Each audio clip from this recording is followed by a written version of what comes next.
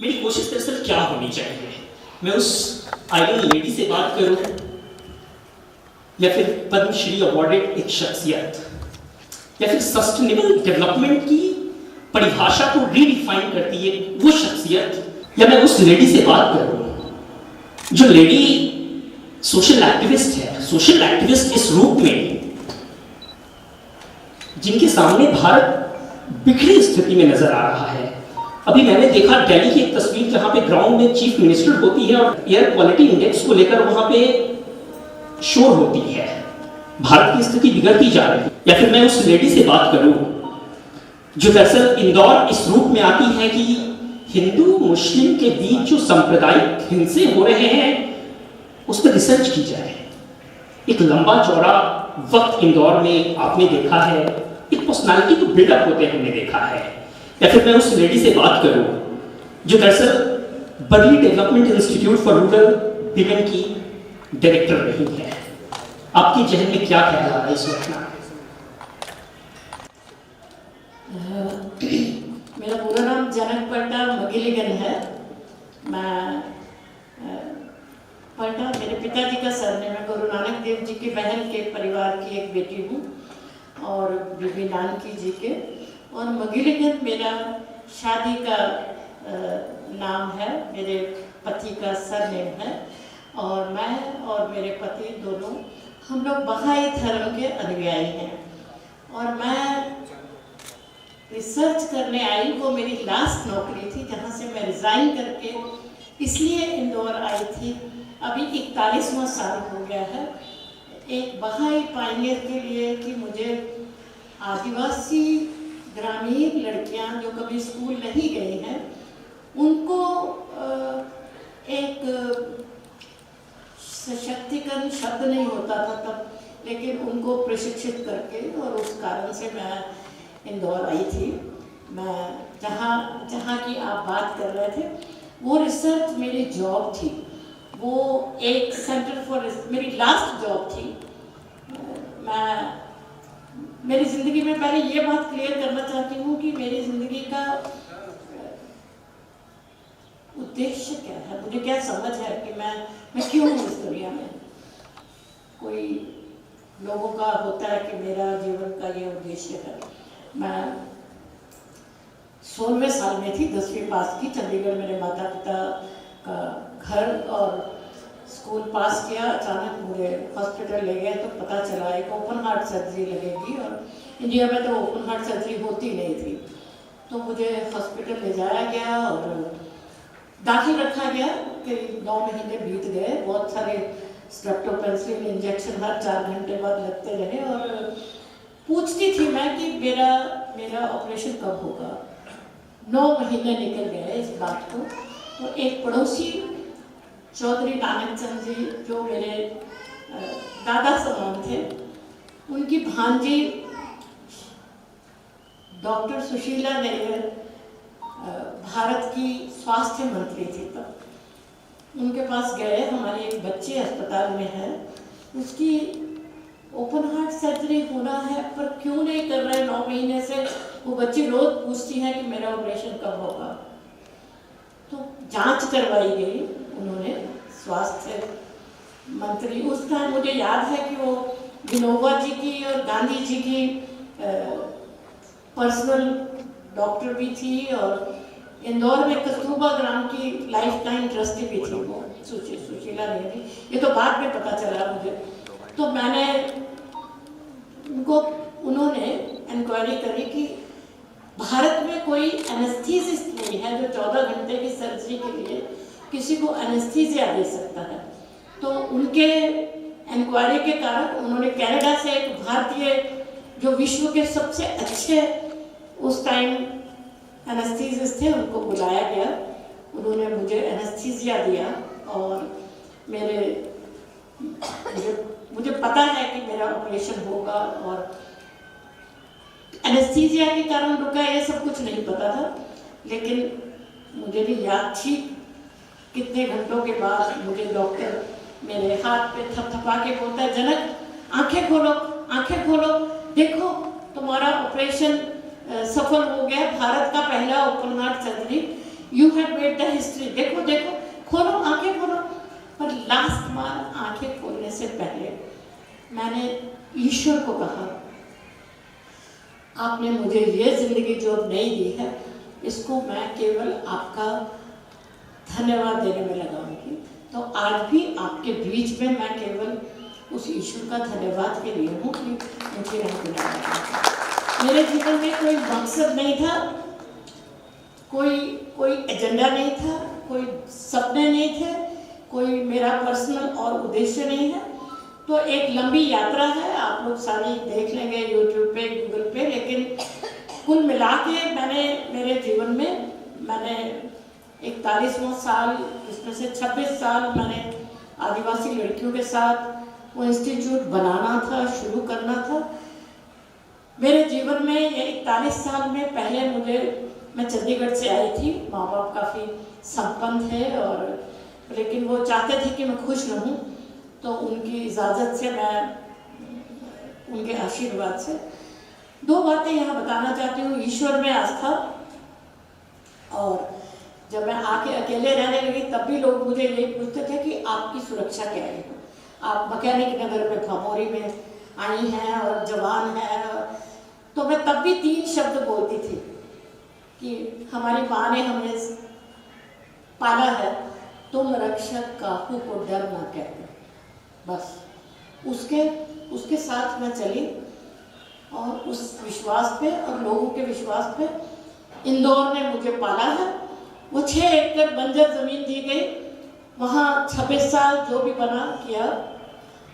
उसके बाद मेरे पति, मेरी शादी एक ब्रिटिश बहाई पॉइनियर जो कि उत्तरी आयरलैंड के थे।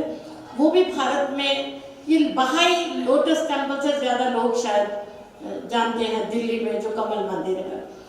तो वो भी सेवा देने के लिए आए हुए थे, और हमारी शादी दोनों की सेवा को समर्पित रही। और मैंने सोचा कि अब 26 साल ये संस्था उस लेवल पे पहुंच गई है, बदली ग्रामीण महिला विकास संस्थान, कि इसको लोगों को तैयार करके छोड़ के जाया जाए, यहाँ से अनासक्त हो जाना, छोड़ देना, छोड़ के चले जाना। और फिर गांव सराव दिया है यहाँ पर। वहाँ पर आधा एकड़, उस जमाने में बीघा से थी वो जमीन, अब तो 7,000 रुपया स्क्वायर फीट में बिक गई है मेरा गांव सारा। और वहाँ आधा एकड़ ज़मीन पे एक पथरीली टेकरी पे एक घर मेरे पति ने ऐसा बनाया जिसमें बिजली अपनी ही चलती है। वहाँ से पड़ोस में भी 50 परिवारों को भी स्ट्रीट लाइट मिलती है। मेरे पति ने ऐसा घर बनाया जिसको, और कोई उस घर में कोई बनाने वाला, कोई प्लानर, इंजीनियर, बिल्डर, ठेकेदार, मिस्त्री, प्लम्बर, बिजली वाला कोई नहीं है। वो एक ऐसा व्यक्ति था जिसने यहाँ सोलर किचन सेंट्रल इंडिया का सबसे बड़ा बनाया, बर्ली संस्थान को सस्टेनेबल बनाया। फिर वो ऐसा घर बना के दे गया मुझे, पत्थर की चट्टान पे बिल्कुल घर बना लिया। फिर हम दोनों किसी डेथ बेड पे किसी को देखने जा रहे थे, रास्ते में एक्सीडेंट हुआ, मेरे पति चले गए और मैं फिर अकेली हो गई वापस। और फिर मुझे आधा एकड़ बंजर जमीन थी मेरे पास। तो मैं लोगों को ये बताना चाहती हूँ कि मुझे जीवन में 6.5 एकड़ बंजर जमीन दी गई, बबूल वाली। एक 1985 में, एक हमने चॉइस से खरीदी, एक सेवा का एक उद्देश्य था, और रिजाइन ऐसे टेबल पे रख के आ गई थी जब आना था। तो उसके बाद अभी मेरे जीवन में मैं सोचती हूँ कि ये 6.5 एकड़ बंजर जमीन ने मुझे उपजाऊ बनाया।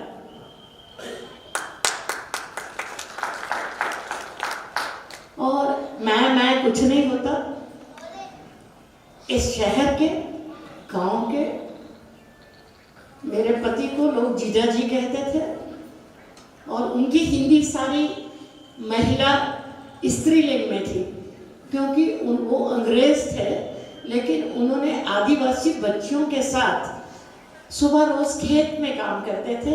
एक ऐसा सस्टेनेबल फार्म वो 6 एकड़ जमीन में बनाया, वही खाना है जो उगाना है और कचरा नहीं करना है। आज तक भी वहाँ कचरा नहीं होता उस कैंपस में, और प्लास्टिक नहीं आएगी, और जो खेती होगी वो जैविक होगी, खाना वो है, उगाना वो है, रिश्ते भी जो है वो भी ऐसे हों कि वो निभे, रिश्ते निभाना। मुझे लगता है ये तमाम कहानियां जब इम्पैक्ट इंडिया के पेज पे आपकी स्टोरी पब्लिश की गई, तो मुझे पहले तो ये जानना है कि आप में से कितने ऐसे लोग हैं जो जनक मैम को पहले से जानते थे? जरा हाथ उठाइए। एक नाम। ज्यादा पीछे बैठे 2-3 लोग। मैं आपको बताता हूँ, जब मुझे मन में ख्याल आया कि इंदौर से कौन से पर्सनालिटी को मुझे मंच पे लाना है, तो रात के 1 बजे के करीब मैंने मैसेज किया मैम को। हालांकि रिप्लाई नहीं मिला, लेकिन वो 1 बजे का समय था, 1:08। रात का नहीं, सुबह का होता है। ठीक है, आधी रात सुबह।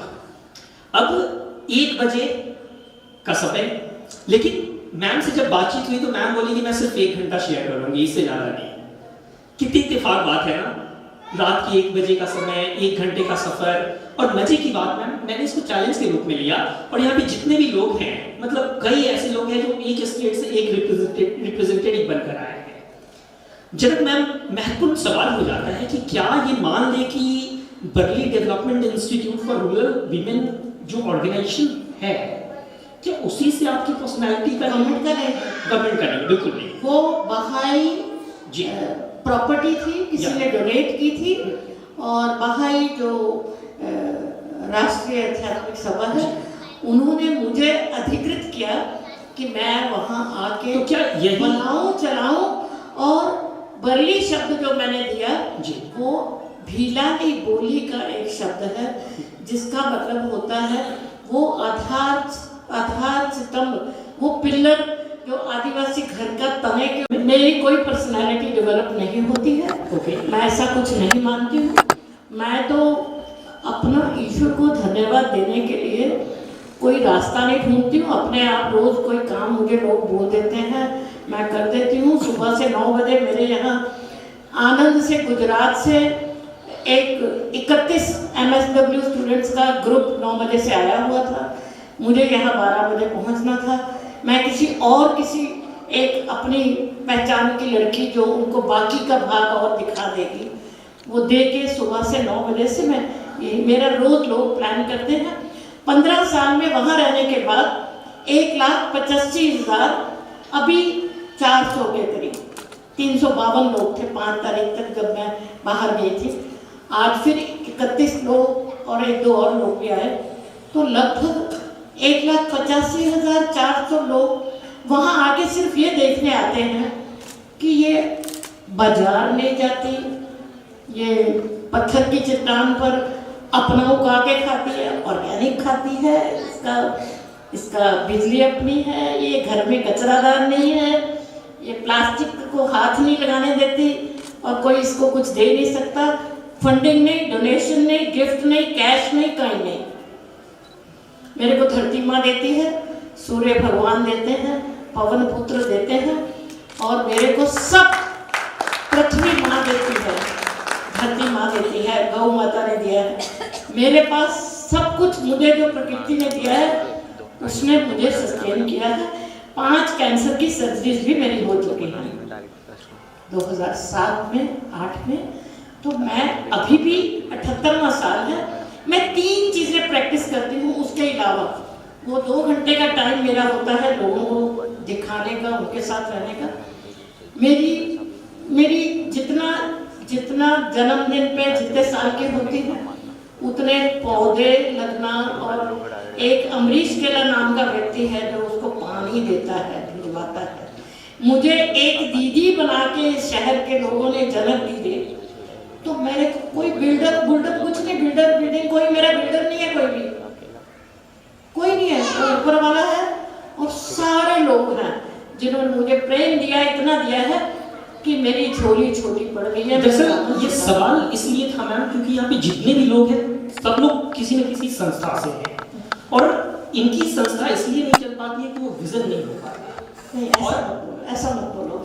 जिसने भी चलाई है किसी विजन से चलाई है, ऐसा नहीं। लेकिन उसमें मदद की जरूरत होती है। और मैंने एक रिसर्च में देखा कि मोना फाउंडेशन जैसे शब्द आपके भी बगली इस डेवलपमेंट इंस्टीट्यूट के साथ जुड़ा था। Is it correct? ये सही? जुड़ा नहीं, मैंने लिखा उसका नाम भर के, आदिवासी लड़की का नाम होता था, बड़ी सेंट्रल पिलर है, तो वो हट जाएगी तो महिला का नाम मैंने महिला सशक्तिकरण, महिला बच्ची माँ बनेगी।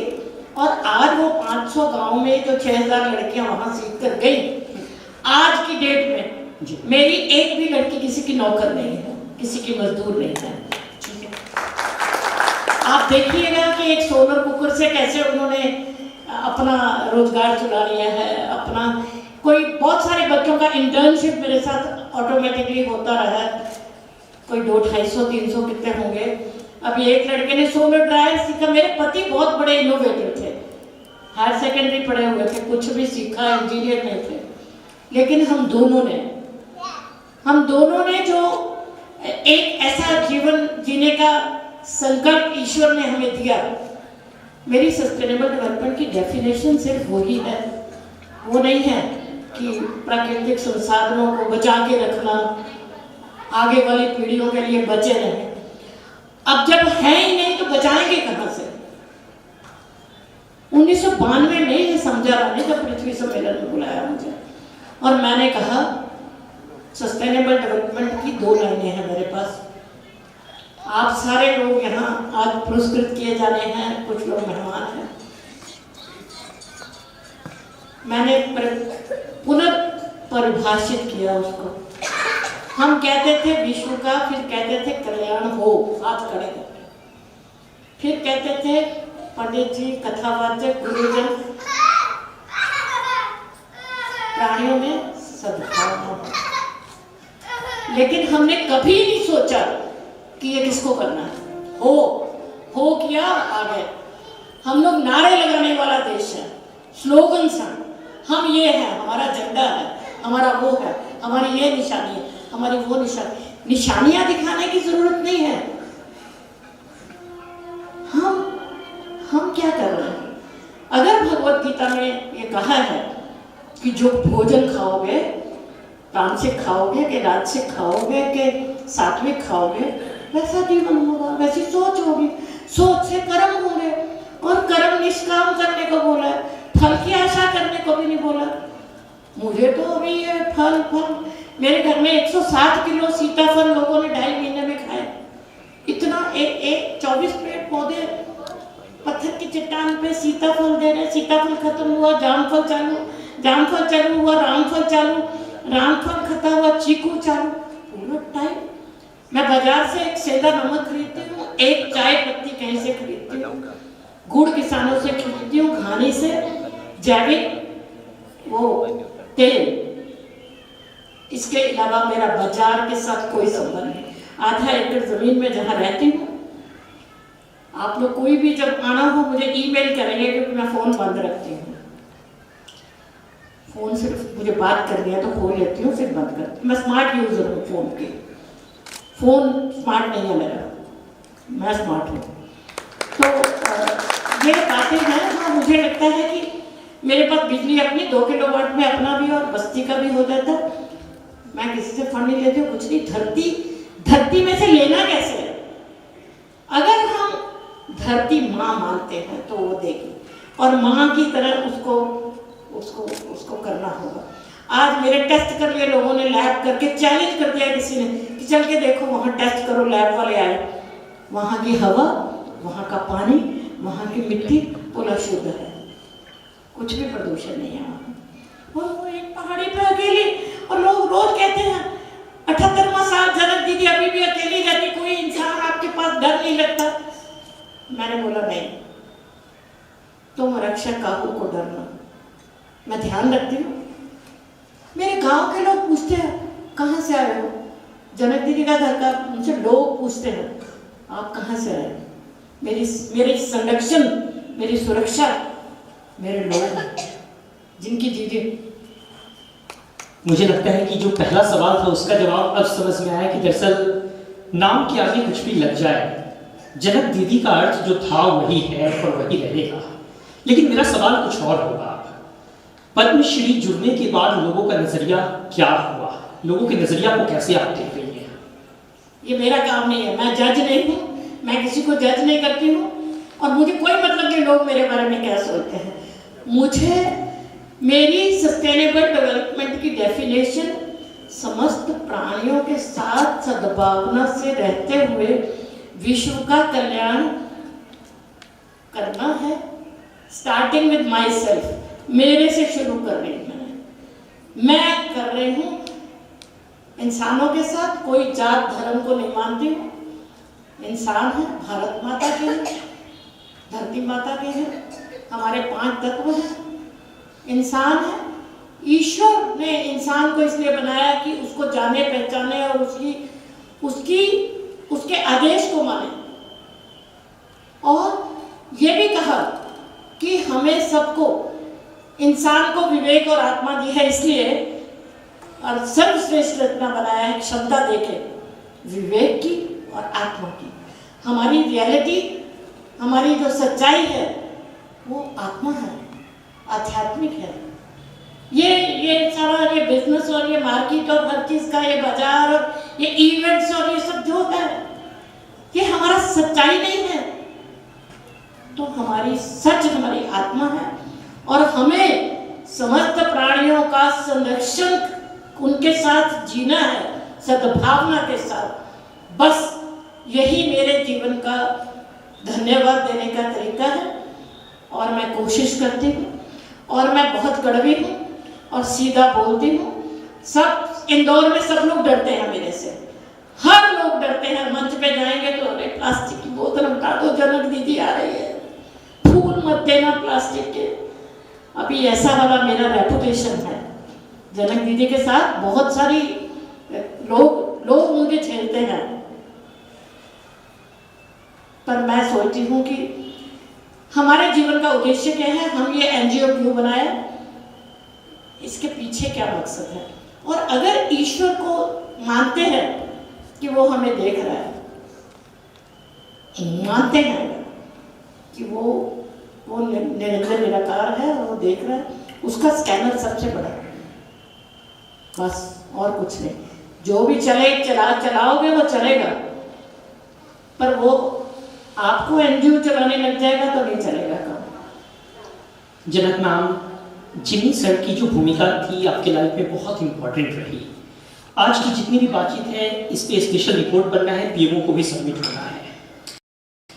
आपने सौर ऊर्जा और वैकल्पिक ऊर्जा को संस्थान की पहचान बनाया। आज ग्रामीण भारत में सस्टेनेबल एनर्जी को अपनाने में सबसे बड़ी चुनौती क्या आप देख रहे हैं? देखिए, बात यह है कि वही बात है आखिर कि हमारे जीवन शैली क्या है। मैंने बोला मैंने जन्मदिन मनाना तो उतने पेड़ लगने जितने साल की हुई हूँ, ठीक है।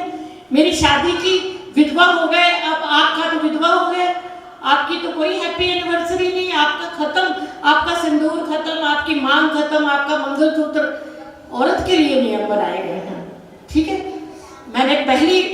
मेरे हस्बैंड की डेथ हुई, मेरी पहली सालगिरह आई, मैंने एक कार्यशाला शुरू की पहली बार उसी साल। उसका नाम है शादी में कचरा नहीं करना और बाद में शादी का कचरा नहीं करना। अभी मेकअप हो रहा है और ब्रेकअप हो रहा है। दूसरा, मेरी शादी का सेलिब्रेशन हो गया, मेरा बर्थडे का सेलिब्रेशन होगा। मेरे पति की याद में सप्ताह करती हूँ, Jimmy McGilligan memorial week for sustainable development. एक दिन पानी की बात होती है, एक दिन सोलर कुकिंग की बात होती है, एक दिन जैविक खाने की बात होती है, एक दिन वेस्ट, ये स्वच्छता वाला, स्वच्छता वेस्ट मैनेजमेंट।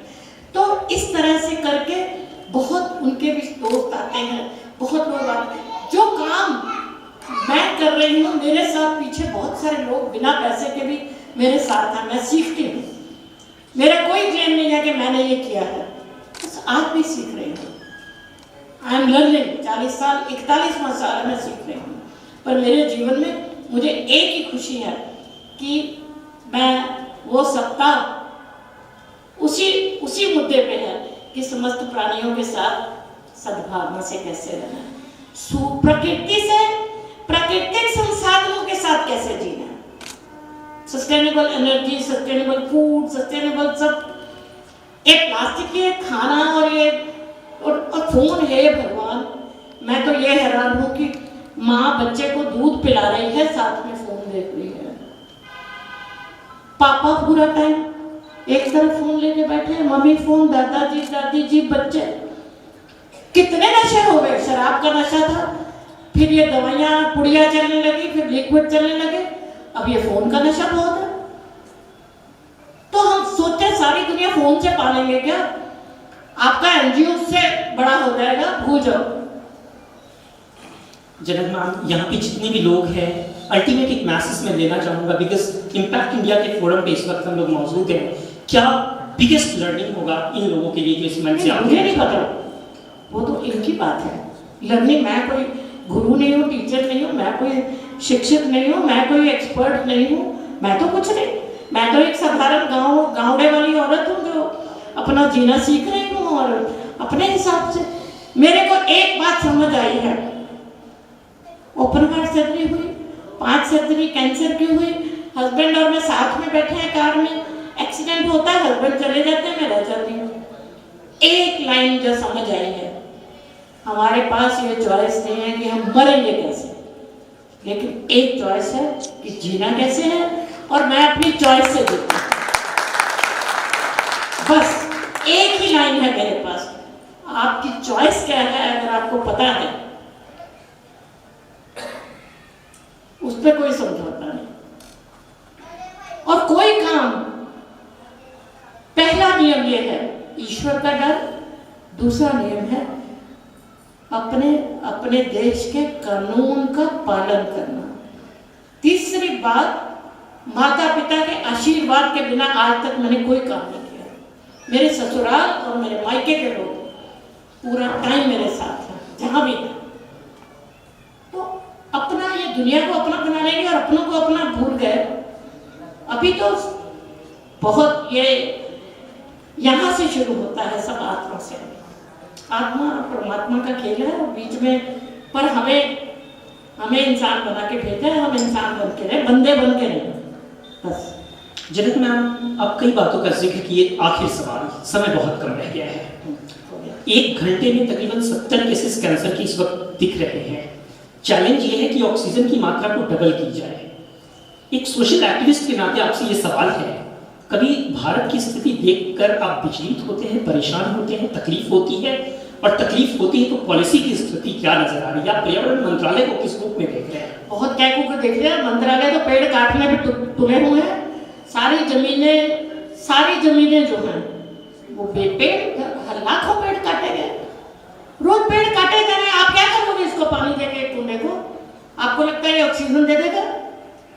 ये तो एक ठीक है, एक भावना है, अच्छा है, लेकिन जब हमें बिस्लरी के बिना, मैं यहाँ की, इन्होंने ब्रांड एम्बेसडर बनाया इंदौर को स्वच्छतम बनाना, वो पंच लगा, उसके बाद मैंने छोड़ दिया। मैंने कहा आप लोग, मेरा चैलेंज है सारी गवर्नमेंट को, मोदी जी को भी लिखा हुआ, मोदी जी की चिट्ठियां मेरे पास है, मैंने लिखा बिस्लरी की बोतल, फ्लैक्स के बैनर्स और प्लास्टिक में सामान और प्लास्टिक का जलना हर जगह पर, जब तक आप ये ठीक नहीं करेंगे, मैं आपकी कोई एम्बेसडर नहीं, किसी के एम्बेसडर नहीं।